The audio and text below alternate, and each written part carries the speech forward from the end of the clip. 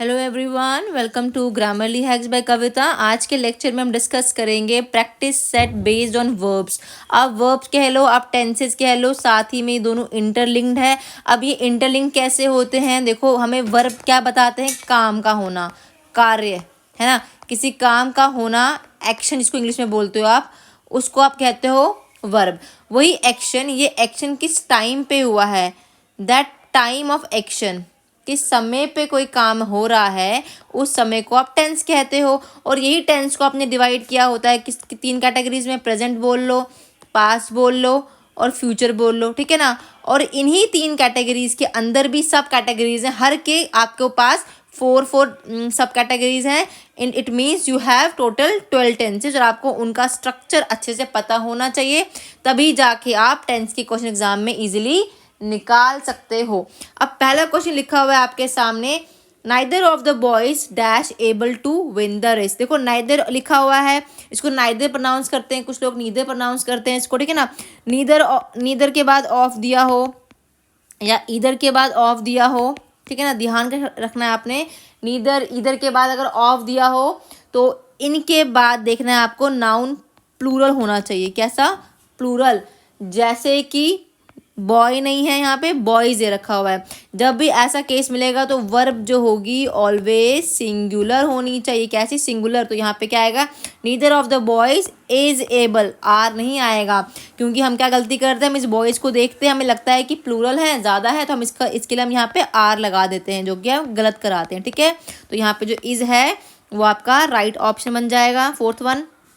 Next question है आपका, politics is politics क्या है? एक डर्टी गेम है। देखो, पॉलिटिक्स लिखा हुआ हो, आपको मैथमेटिक्स लिखा होता है, फिजिक्स लिखा होता है, ठीक है ना, या न्यूज़ लिखा होता है। देखो, अब न्यू तो क्या हो गया? न्यू का मतलब हो गया नया, है ना। वही न्यूज़ का मतलब कोई खबर, ठीक है ना, जो आप सुनते आए हो। तो देखो, ऑटोमेटिक एस लगा हुआ है ना। फिजिक्स कुछ नहीं होता ऐसे, है ना, फिजिक्स कुछ नहीं है, ठीक है ना। फिर एस लग गया ऑटोमेटिकली। दिखने में कैसा है? पॉलिटिक्स, है ना। दिखने में कैसा लगता है हमें? दिखने में ये हमें लगते हैं प्लूरल होंगे, लेकिन ये काम करते हैं किसका? सिंगुलर का। अगर ये काम करेंगे सिंगुलर का तो हमने पढ़ रखा है सब्जेक्ट वर्ब के लॉयल होगा। सब्जेक्ट सिंगुलर, वर्ब भी सिंगुलर। तो देख लो पॉलिटिक्स, फिर कैसा होगा आगे? Politics is a dirty game, ठीक है। नेक्स्ट क्वेश्चन है, the moon dash by night. बोला कि मून, देखो अब शाइन्स शोन नन। मून क्या करता है? रात को चमकता है। देखो, मून है, स्पेसिफिक ऑब्जेक्ट है ना, जैसे सन है, हमने दा लगा दिया आर्टिकल। तो अगर आर्टिकल से क्वेश्चन आता है यहाँ पे तो ब्लैंक दिया होता, फिर मून, फिर आगे स्टेटमेंट लिखी होती, ठीक है। तो आपको यहाँ पे आर्टिकल दा लगाना होता, आपको ऑप्शन में आ और एन भी दिया होता, जो कि गलत हो जाते, ठीक है। अभी क्वेश्चन क्या है हमारा? The moon dash by night. अब यहाँ पे देखो, मून स्पेसिफिक है और ये एक यूनिवर्सल ट्रूथ भी है कहीं ना कहीं हमारा, कि मून क्या होता है? रात को शाइन करता है, यस और नो। तो जब भी हमने पढ़ रखा यूनिवर्सल ट्रूथ हो, हैबिट हो, कोई पास एक्शन हो, जब भी या प्रोवर्ब हो, हमेशा किस में होंगे? ये होंगे हमारे प्रेजेंट इनडेफिनेट, जो सिंपल आपका प्रेजेंट टेंस होता है, ठीक है ना। तो देख लो यहाँ पे क्या आएगा?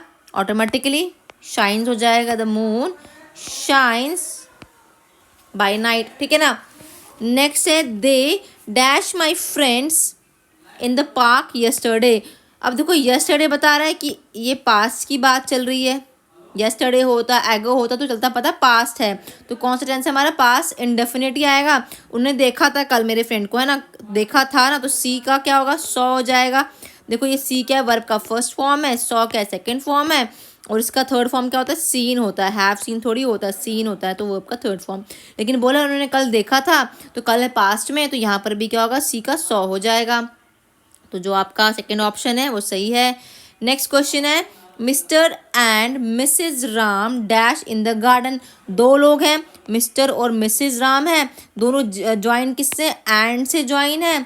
इसका मतलब क्या है? हमारा सब्जेक्ट के साथ क्या आएगा? वर्ब हमारा प्लूरल हो जाएगा, तो यहाँ पे आर आ जाएगा। तो देख लो ऑप्शन कहाँ पर है? आर वाला, पहला वाला ऑप्शन है।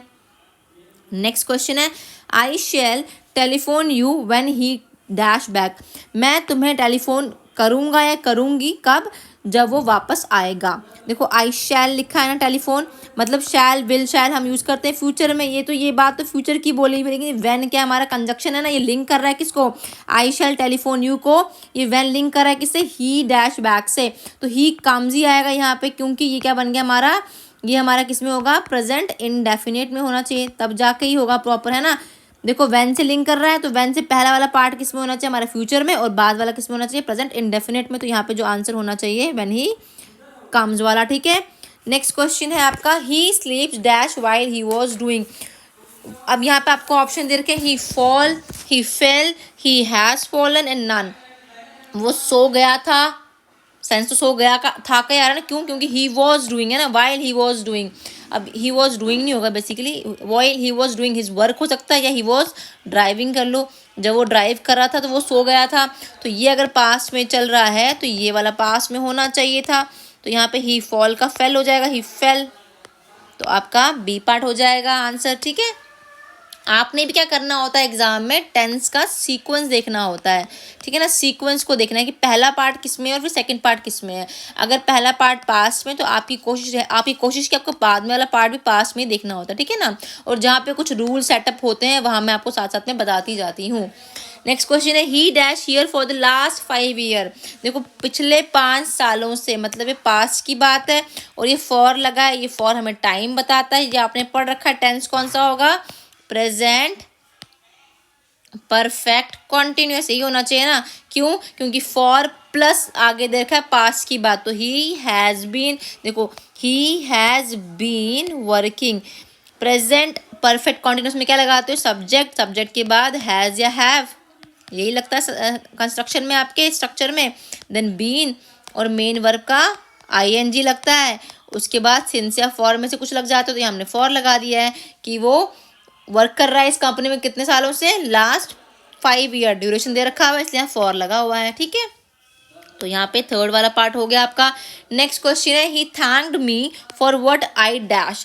उसने मुझे थैंक किया जो भी मैंने किया, देखो थैंक्ड है ना, तो ये मतलब किस में है, ये आपका पास्ट में है, तो फिर आगे वाला पार्ट भी भाई देखना किस में पड़ेगा, आपको पास्ट में। तो देख लो यहाँ पे हैव बीन डूइंग तो कॉन्टिन्यूस बन जाएगा उसका परफेक्ट में, है ना, तो ये तो हमें चाहिए नहीं। हैव डन भी नहीं बनेगा, तो क्या बनेगा यहाँ पे, had done, what I had done for him या फॉर हर, ठीक है, तो यहाँ पे हैड डन हो जाएगा। नेक्स्ट क्वेश्चन है आपका, I dash him for a long time. मैं उसे लंबे अरसे से जानता हूँ या जानती हूँ, तो आई नो है, आई हैव नोन आएगा, आई एम नो, देखो लिखा for a long time, for दे रखा है, टाइम दे रखा हुआ है, तो यहाँ पे ऑब्वियसली क्या बनेगा, दो ही केस बनते हैं हमारे, है ना, तो यहाँ पे क्या होगा, आई हैव नोन हो जाना चाहिए, ठीक है, तो नोन तो नहीं होगा, तो हैव नोन आपका सही ऑप्शन बन गया। नेक्स्ट क्वेश्चन है, we dash English for 5 years.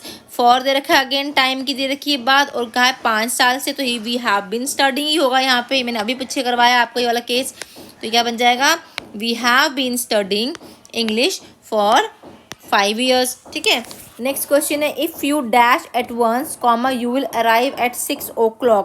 देखो यहाँ पे लिखा हुआ है, ये जो इफ़ यू एट वंस है ना, ये क्या है, ये अगर देखा जाए इफ़ है मतलब अभी की बात है ना, और कंडीशन भी है, मतलब अभी कोई चीज़ स्टार्ट करना है, तो जो अभी कर रहे हैं उसके आगे लिखा है you will arrive at 6 o'clock, है ना, ये लिखा हुआ है ना।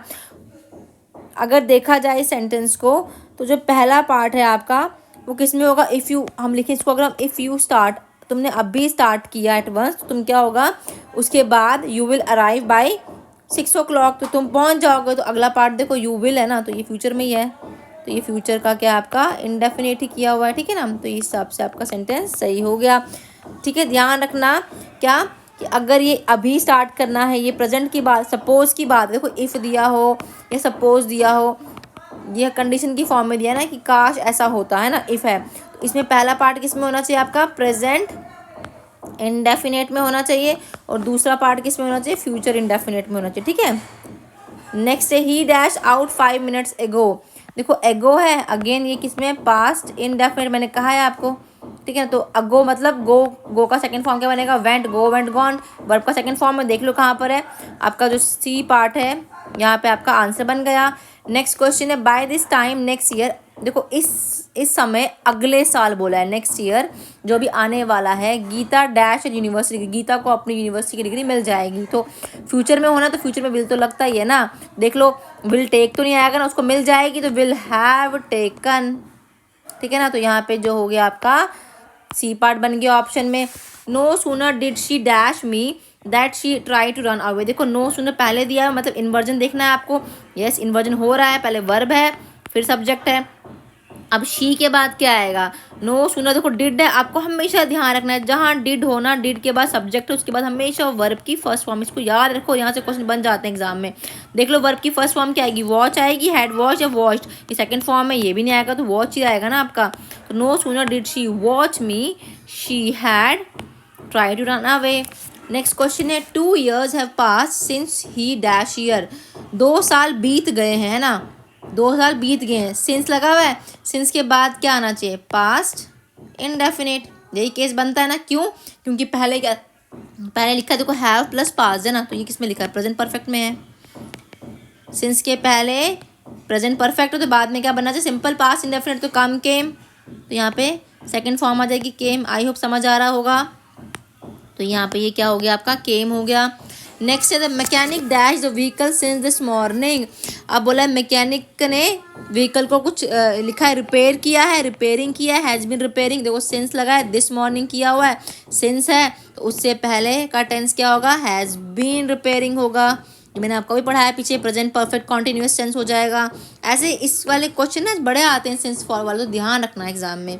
नेक्स्ट है I have dash Sita for past 12 year, I have know Sita, I have knew known and knows, मैं सीता को जानता हूँ कितने सालों से, पिछले पास्ट 12 ईयर्स में जानता हूँ, तो हैव लगा, तो हैव के बाद वर्ब का थर्ड फॉर्म, तो क्या आना चाहिए यहाँ पे, आई हैव नोन होना चाहिए, ना कि नो। न्यू सेकंड हो गया, नो फर्स्ट हो गया, तो यहाँ पे नोन आएगा। I have known Sita for past 12 years, ठीक है। नेक्स्ट क्वेश्चन है he told me that he dash the movie, उसने मुझसे कहा कि he is finished, was finished, had finish, देखो ही टोल्ड मी, एक्टिव से सॉरी एक्टिव नरेशन का देखा जाए तो डायरेक्ट से इनडायरेक्ट बना देना कि ही सेड टू का टोल्ड बना दिया है, आगे दैट लग गया है ना, तो मतलब ये कैसी है आपकी इनडायरेक्ट स्पीच है, तो इनडायरेक्ट स्पीच है तो क्या आना चाहिए यहाँ पे, he had finished. I hope clear हो गया होगा, ठीक है। नेक्स्ट क्वेश्चन है आपका 20th, they had reach the railway station before, before वाला तो बहुत बेसिक क्वेश्चन है, एग्जाम में पूछा जाता है। 2 एक्शन होते हैं, बिफोर आफ्टर हमें एक्शन बताता है, अर्लियर और लेटर एक्शन की बात जब करते हैं, अर्लियर किस में होगा, देख लो यहाँ पे हैड रीच लगा हुआ है, हैड प्लस वर्ब की थर्ड फॉर्म, तो लेटर किस में होना चाहिए, पास, सिंपल पास, वर्ब की सेकंड फॉर्म द ट्रेन। अब हैड बीन आएगा, नहीं आएगा, वॉज लिविंग आएगा, नहीं, तो क्या आएगा, लेफ्ट द स्टेशन, है ना, तो यहाँ पे आपका लेफ्ट आ गया। आई होप जितने भी क्वेश्चन मैंने आपको करवाए आज के इस वीडियो में आपको समझ आ गए होंगे, सारे के सारे आपके प्रैक्टिस सेट हैं बेस्ड ऑन वर्ब पे या आप कह लो टेंसेस पे, ये आपको एग्जाम में काफ़ी ज़्यादा हेल्प करने वाले हैं। अगर कंटेंट अच्छा लगे तो लाइक करें, सब्सक्राइब करें और शेयर करें मेरे चैनल को। Thanks and have a nice day.